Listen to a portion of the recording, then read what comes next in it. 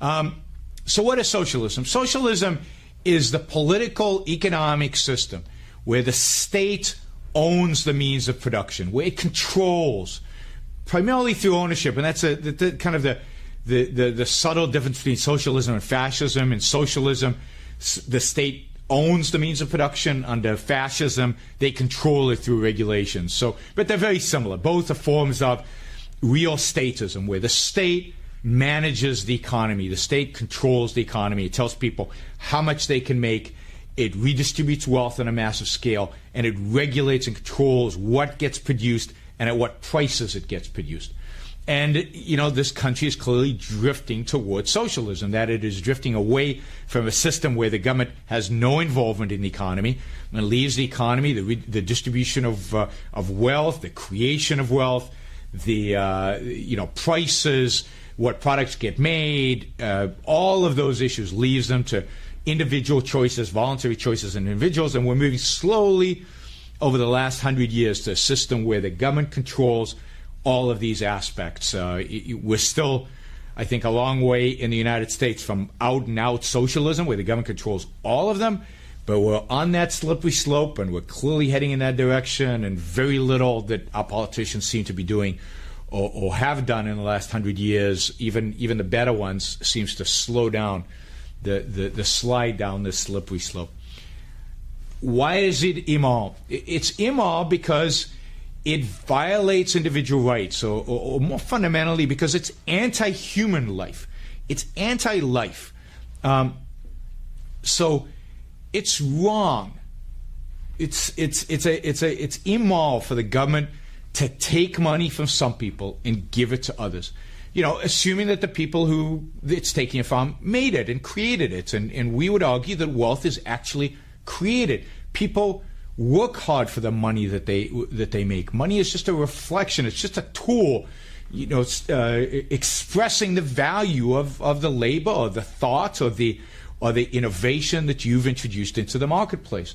And when you create that wealth, when you've made that money and it's yours, nobody has a right to pull out a gun and take it from you and give it to somebody else.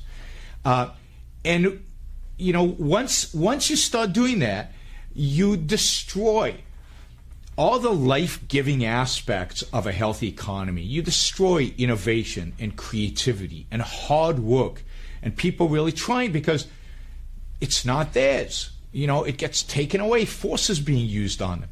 Now, that's just the redistribution of wealth. Now, think about what happens when the government decides which innovations to support and which innovations not to support, what's good and what's bad, what consumers should buy, what consumers shouldn't buy. It's basically putting a gun to everybody in the economy and telling them what they should and shouldn't do, how they should and shouldn't behave. And that just destroys people's passion for life because they're not following their own values. It destroys their ability to think about what they really want in life, and it destroys their conceptual ability to innovate, because they're not allowed to think about certain portions, so they can't really think. If whole segments of reality, you are told by some government bureaucrat, are out of bounds for you, you can't think. Thinking is taking in all the relevant facts. It's not taking the facts that some government bureaucrat told you are relevant. All the relevant facts. And then coming to a decision about what's right and what's wrong, or what works and what doesn't work, or what's efficient or inefficient. That falls apart under any type of regulations. And socialism regulates everything. It regulates every aspect of that. So the human mind collapses. The ability to reason collapses. And therefore, the ability of the individual to take care of himself, to pursue his values, to choose the life that he wants to choose, and to produce in order to facilitate that life, all of that is destroyed. So socialism is evil because it attacks human life. It attacks our reasoning capacity. It attacks our values, our self-interested values, our ability to pursue our own life. And it tells us that we have to sacrifice everything, our life, our wealth, our values, what we enjoy doing, everything for some cause. And depending on the type of socialism, it might be a different cause. The poor, the meek, the proletarian, whatever. And that's just evil. That's just wrong. So if you believe that right is about that which is consistent with human life, that which promotes human life, brings about human flourishing, then you have to reject everything about socialism. Socialism is the opposite. It creates a society which is basically dead. It's dead spiritually, it's dead economically, it's dead from a values pursuit perspective. And if you want to see this, you could have. Not that long ago, socialism was alive and thriving and well, in Eastern Europe and in the Soviet Union, and it was horrible. It was destructive of the human spirit.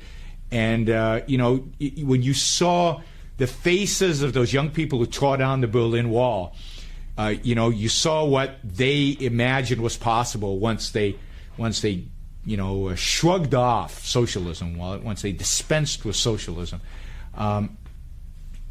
So we've had a model, we've seen it, and of course, just in terms of sheer destruction, think about the human lives. Think about the lives lost under Mao or under Stalin. The tens of millions of people that just died. But almost as important, almost as real, or maybe more real, is the suffering, the agony, the lives wasted under communism and socialism in all these countries, the dreams unfulfilled, the values unpursued, the wealth uncreated, the music not produced, all the things that free people would have done and didn't do because they were not free. So if you value freedom, if you value human life, if you value individual human life, then you should view socialism as one of the most destructive ideas in human history.